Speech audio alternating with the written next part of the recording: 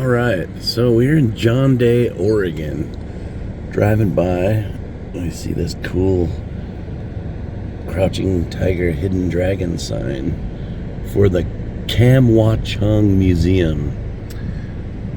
It's one of the only interesting things to do here in town, so I thought we'd go check it out and see what it's all about. All right, so we found it.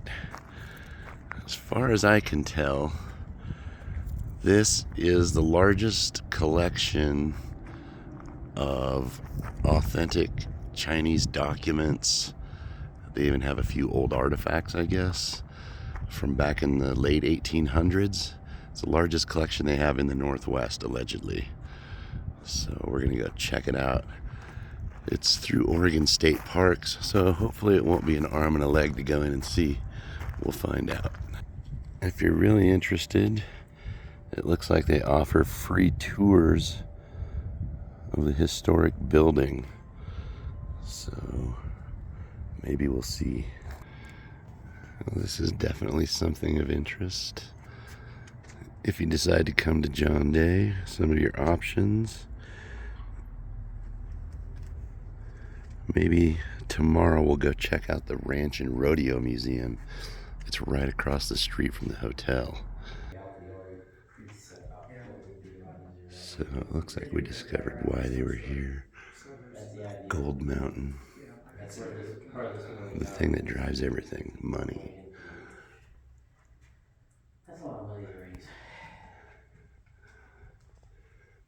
Some pretty cool displays in here.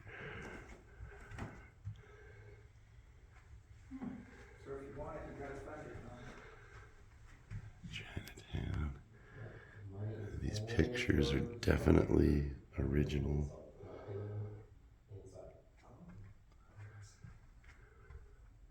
We get a nice shell.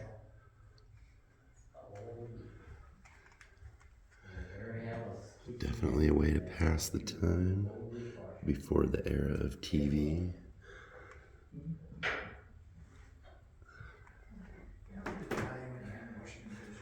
Well, they do have a lot of really cool artifacts here.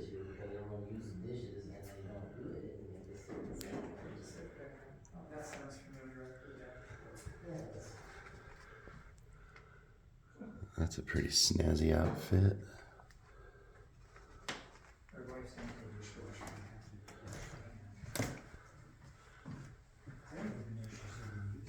Boy, their clothes were a lot nicer than the ones we have now, that's for sure.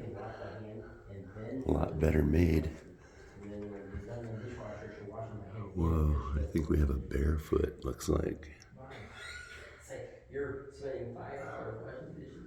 Very interesting. I can see being there, kind of through the heat cycle at least. You have issues with it. Doesn't kill the germs, but the issue with it.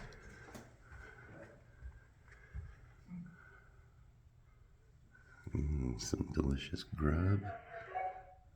Some nice dinnerware. Copy that. Nice.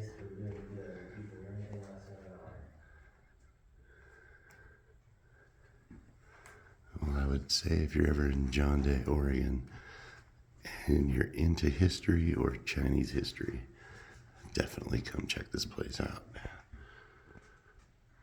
They discovered some gold, not just a couple flakes. Between 1862 and 1910, they took out $25 million worth of gold.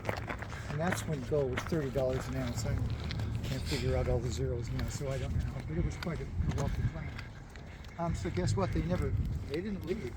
They formed the town of Canyon Creek. Canyon Creek, like most gold rush towns, boom or bust. And so during their boom period,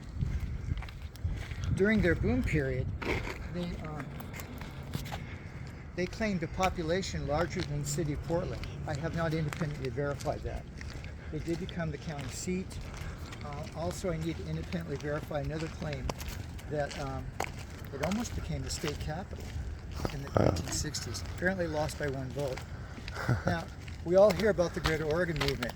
I just wonder what the dynamics and the economics would have been and the politics if that had occurred. Yeah. what we're actually walking down right here would have been the main street for Chinatown in John Day. But let me get back to Canyon Creek. So shortly after they discovered gold, the Chinese miners and Chinese laborers arrived. It's interesting that in the 1860s, 40% of the mining claims that were registered were Chinese immigrants. It was placer mining, and it uses high pressure water hoses, and you can say what you want about it, what it did to the environment. But it was heavy back-breaking labor, and the Chinese laborers were willing to work for half wages. So it was a pretty good deal for the Caucasians. We're going to start, let's start under the tree where the seats are over there. I'll give you some background before we go in. Okay. If you peek through the screen door, as I come around to unlock it, you'll notice a bullet hole in the door. Violence was real. The Chinese community. All right. So this place was originally built, I think he said in 1860 something. We're gonna get to go inside and take a look at it. The person that lived here fell and broke his hip and had to go to Portland for treatment, and he never was able to come back. So the house was just shut up and sitting in the dark until someone opened it up 40 years later, and they turned it into a state park now.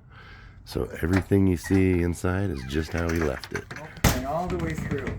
But you know really the real reason they put tin on the door? Fireplace room for Kam WA Chung. It had basically, well, three purposes. Two that are quite obvious. One was general store, and the other is that it was a clinic for Doc Hay.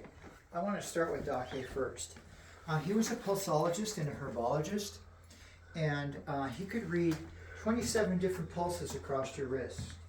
And over 4,000 years of Chinese medicine, they correlated those different feelings with standard medical conditions. Then, through those thousands of years, they came up with herbal treatments. The interesting thing is that modern medicine and modern science is starting to figure out what the Chinese knew. The stuff really worked. So he would have you sit down there, he'd measure your pulses, and he would tell you what was wrong with you. Before he even did a patient interview, he was that good. Of course he interviewed patients. And then he went back to the apothecary. The interesting thing about this apothecary, it has 560 different ingredients. And every box has ingredient in it because Doc Hay thought he was coming back. His standard formulas had about 80 different ingredients. And he'd grind them up. There's a coffee grinder there and a mortar and pestle. And he would send you home and have you boil it down for 8 to 10 hours. So he was concentrating it. Most of them were teas, which, by the way, and they still are Western medical things, Alka-Seltzer, aspirin. A lady pointed out that the Pond's looks exactly the same today, brown-wise. Then there's some strange things. On the bottom shelf there, those are actually desiccated marshmallow Easter eggs, Christmas ornaments. These, which are hard to see, were for putting candles on your Christmas tree before electricity.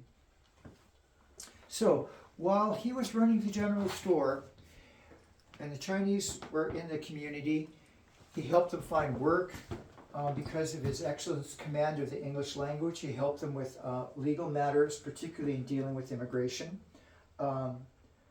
He helped tell their fortunes. I mean, really just an advocate for the community. In the evening, they would pull out this red table, and that meant it was casino night.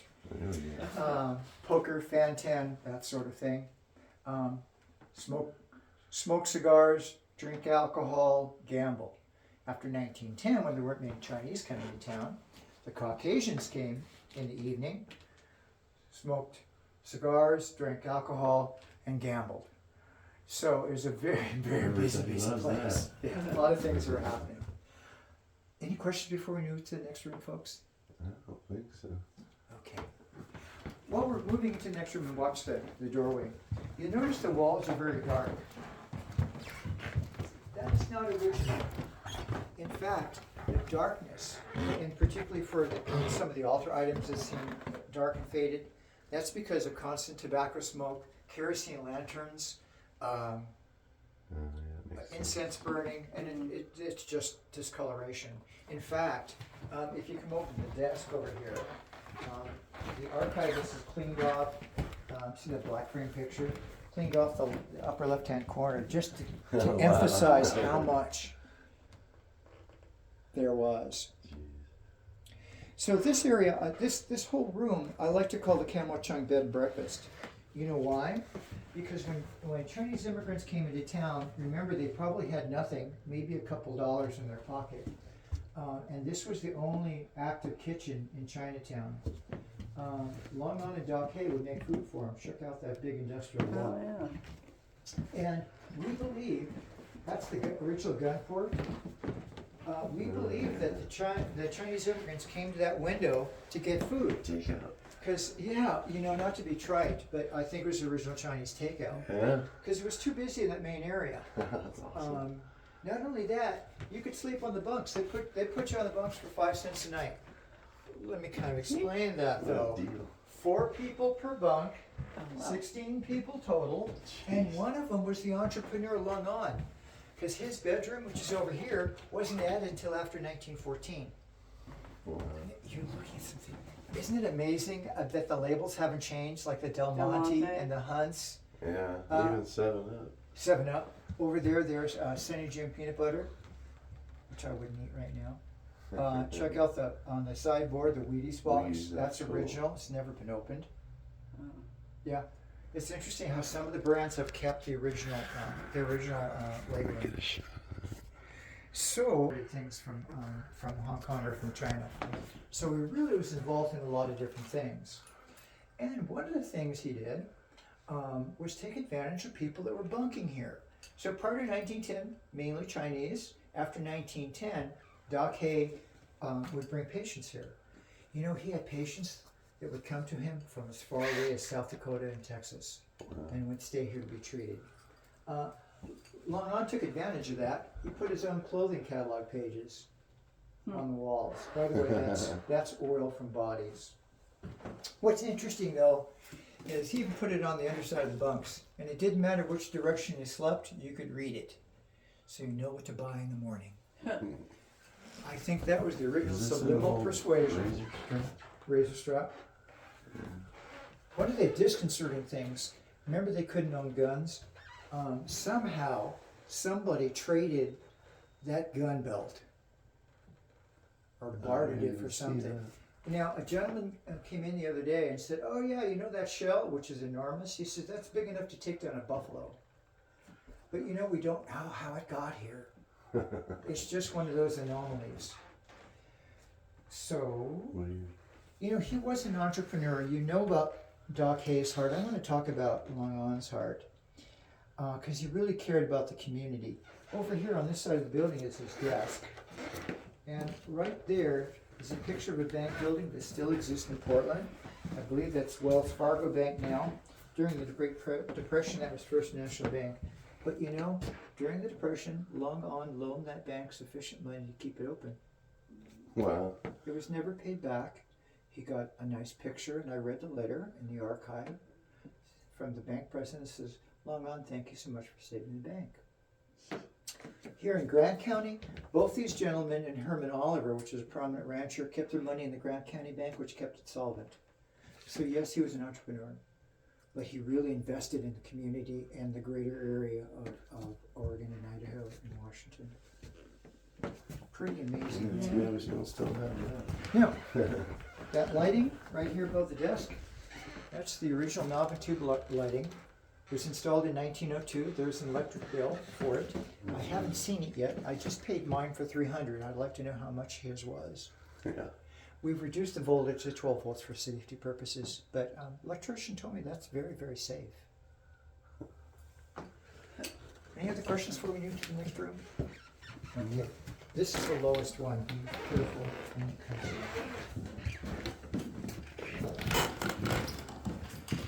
This part of the building was added in 1914, and eventually, after it was constructed, was Long On's bedroom and then his office and living room here. You notice all the water damage? When they opened the building in 1968, it was in pretty bad shape. The archival material that was in here, we couldn't leave on display. All of this is from the building, but it's not necessarily from this room. The only thing that's original is this door, that door, the window, and the knob and tube wiring. The floors and all had to be replaced. That's actually one of his hats. I mean, he was a sharp dresser. You wouldn't be surprised to know that during Prohibition, these guys were bootleggers. The city of John Day found 80 bottles of whiskey with a market date in 1917 and a brew date in 1913. They were hidden in the walls, and there was a trap door in the general store. When the state of Oregon took over, there were only 33 bottles left. Well, you know, they got drank, they got gifted, they got sold, but they didn't know the value. The archivists had the bottles evaluated, and they estimated that each bottle was worth $10,000 a piece. The city just didn't know what they had. I mean, their archiving was well-meaning, but it wasn't professional. I mean, so they tried really hard. Do you know that Lung On was one of the first people to own an automobile in town? And in fact, he opened up what was called the Tourist Garage, which was the first automobile dealership east of the Cascades. He sold Chevrolets and Studebakers. And research indicates that he was the first Chinese immigrant, first Chinese American to own an auto dealership in the United States. Pretty impressive. Didn't stop there though.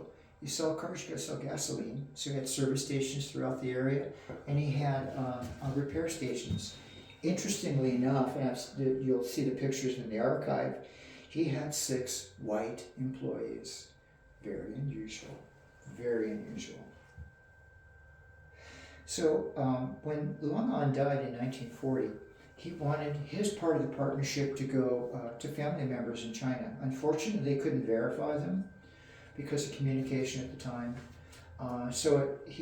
Doc Hay kept it in trust. When Doc Hay died in 1952, he also wanted his money to go back to China. I believe it was a daughter.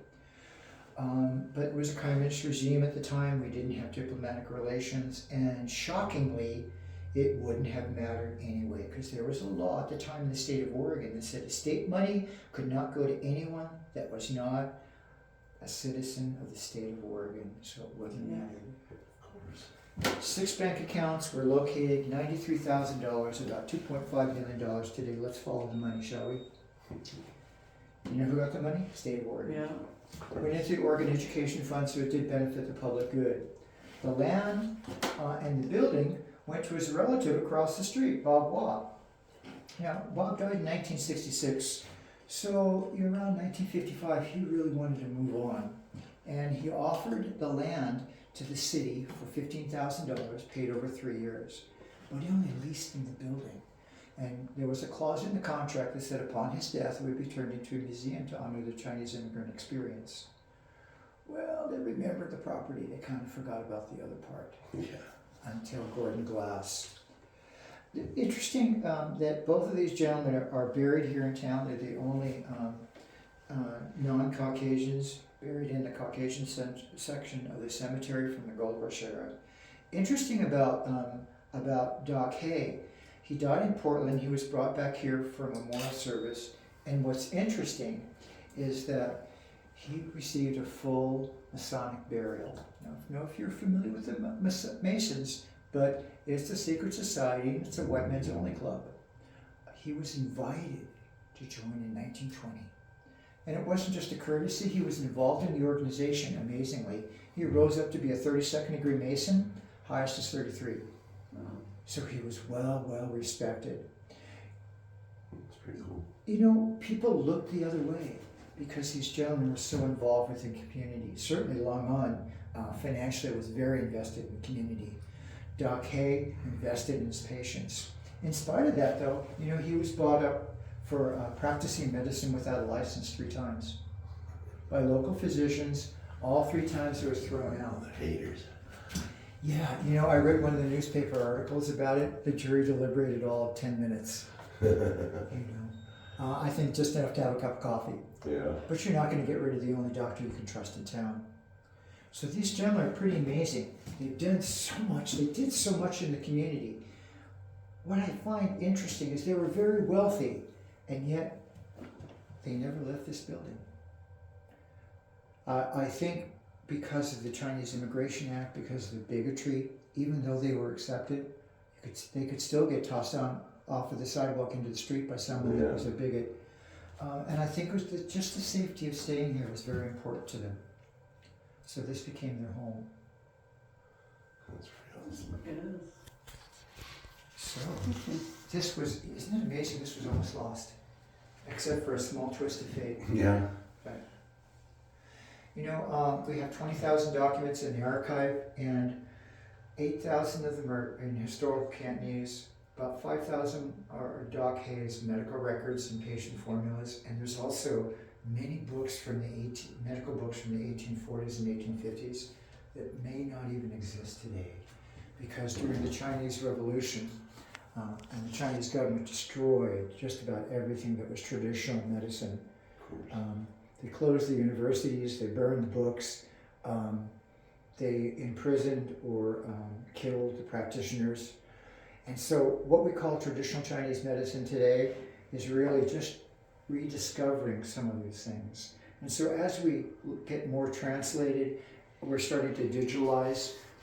Those books will become available, and they'll even be open to the public. And so hopefully a lot more information will come out. Yeah, that'd be neat. Mm-hmm. So this wall was not here originally. The state put this up. This was originally his living room and his office. But I'm going to take you to the 21st century because Dave Morgan wants to brag about some stuff. This is what we want to brag about. I'll talk about in a second. I want to contrast this fire suppression system with what you normally have in most buildings. Fire gets big enough, hot enough, gets up to the ceiling, activates the sprinkler. Well, by that time, most of the archive is burned. Thousands of gallons of water destroy what's left. Mm-hmm. This is based on smoke detection. It's a $2 million system.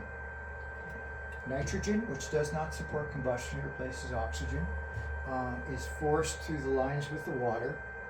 Now, most of the cost, I understand, was installing all of this without having a negative impact on the building, because it's an artifact, and hopefully you didn't see any of it, so it didn't affect your tour.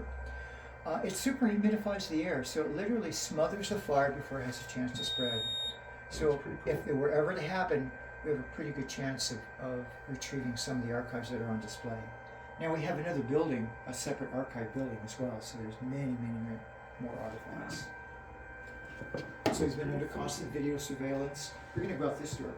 But I want to show you the last thing. Yes, that's graffiti. It was carved in there prior to 1914. We don't know when or by who, but I can tell you, carving into that stone and creating that depression was hours worth of work for somebody. You can notice the stylization of the eyes, and I don't need to see anything more after that. We know it happened before 1914 because, well, this was his living room at the time. But a lot of feeling right there. Any other questions? No. Thank you. That was very good. Yeah, thank you. I want to show you a couple things on the outside. So we have a couple minutes.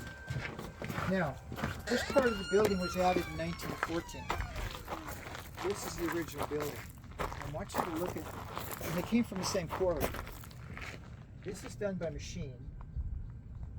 But if you look on this side, that's amazing. This is probably done by Chinese laborers too. This is all by hand. That's a chisel. Damn. It's a lot of work. It was a lot of work, yeah. But it's interesting, 40 years difference.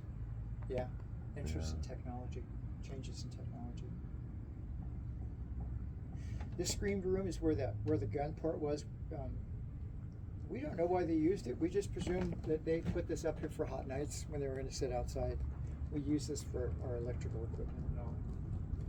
The other thing that you might find interesting, if you walk around the back of the building and look at the house up above, there's a back door. We don't do tours up there, it's very unstable. And there's nothing to see. And mean, it's bare rafters covered with butcher paper. That's all that's up there. The only thing that they stored up there was all of their archival materials, all of their documents, and they kept meticulous records of everything. One thing you didn't ask, which is unusual, most people say, wasn't this an opium den? No. We had their opium records analyzed, and they did it with their tobacco records. Their tobacco sales, interestingly enough, was 0.5% of their total sales. So, did they smoke opium recreationally? Yes, on occasion. Did they use it medicinally? Yes, on occasion. But it was never an opium den. The local sheriff thought it was. You know, opium was legal in the United States until 1909. In 1906, he decided to raid the building. And he expected to find an opium den. He found 2 people smoking opium. The newspaper accounts sounded a little disappointed. They expected to find a den. Yeah.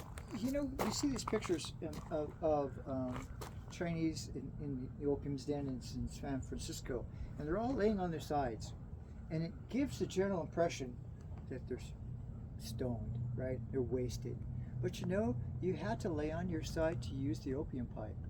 You know, opium took a lot of processing, and they added water to it, so they had to vaporize it. And the pipes were designed so you had to be on your side to smoke it. Interestingly enough, but of course, we don't know, and we grabbed on that impression. Oh my goodness, opium smoking. You know, the interesting.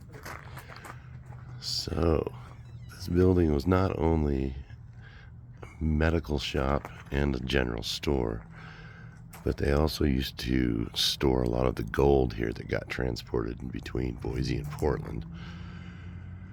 As you can see, the windows have these crazy metal shutters on them. Front door, same thing, covered in the metal. Very cool.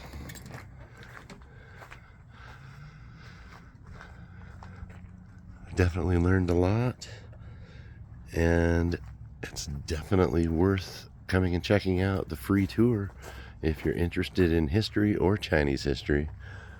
And as always, please like and subscribe, and have a good day.